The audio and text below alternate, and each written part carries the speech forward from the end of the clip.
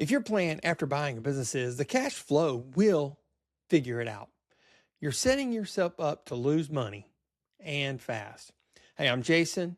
And before you buy a business, let's make sure you're not about to make a big mistake. Most buyers don't even realize they're thinking this way. Here's what this is how it usually looks, right? You find a business, the numbers look fantastic, SDE looks good, and in your head, you're thinking, once I take over this thing, it will fund itself. You don't have a real budget, no real plan, just confidence that it will work. Here's the problem. Cash flow doesn't fix bad decisions. It hides them until it's too late. Because what happens after you buy is not clean. Expenses show up you didn't expect. Revenue dips during the transition. You make decisions a lot slower than the previous owner most of the time. And suddenly that comfortable cash flow isn't so comfortable anymore, right? Most buyers think if the business made money before, it'll make money for me. That's not necessarily true. You're not buying the same business, right? You're buying it after change, a new owner, new decisions, new problems. And if you don't have a plan going in, you're not leading the business. You're reacting to it.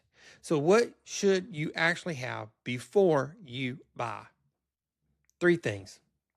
Number 1 is a basic budget. Not complicated, just clarity.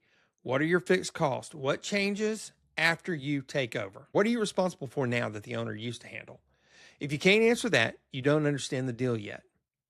And let me tell you something, you need to follow the budget. A 90-day plan is the second thing. What are you keeping the same and what are you changing? Be careful of wholesale changes from the top to the bottom. What problems are you expecting in the first 90 days? Because if you walk in without a plan, you'll spend your first 3 months putting out fires. Guaranteed.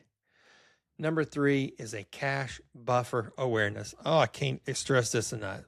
How much room do you actually have to make mistakes? Because you will make them. Everybody does. But if the deal only works when everything goes perfectly, it doesn't work at all. And this is the bigger issue, right? Most buyers don't have a system to evaluate deals in the first place. They really don't. They rely on what? Oh, hope, surface level numbers, right? And assumptions? They ain't no way. That's where people get in trouble. So if you're serious about buying a business, I put together a simple red flag scorecard. You can download it below. It will help you spot issues before you commit, not after. And honestly, one of the biggest mistakes I see right now is people trusting a number they absolutely should not.